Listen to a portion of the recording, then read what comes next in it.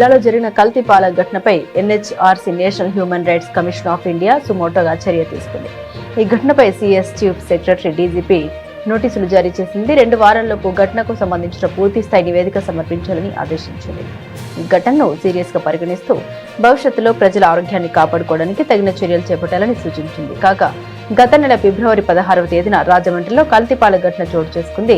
కల్తీపాలు తాగి 16 మంది మృతి చెందారు. పాలను నిల్వ చేసే ఫ్రీజర్ లో ఇథిలిన్ గ్లైకాల్ అనే అత్యంత విషపూరిత రసాయనం కలవడం వల్లే ఈ ఘోరం జరిగిందని పోలీసుల దర్యాప్తులు తేలింది. ఈ పాలు తాగిన వారిలో వృద్ధులు, చిన్నారులు కూడా అధికంగా ఉన్నారు. ఈ ఘటనతో తీవ్ర అనారోగ్యం పాలైన వారు వివిధ ఆసుపత్రుల్లో చికిత్స పొందుతున్నారు. పాల వ్యాపారి ఏ గణేశ్వరరావును ఇప్పటికే పోలీసులు అరెస్టు చేశారు. అతడిపై పలు సెక్షన్ల కింద కేసు నమోదు చేశారు.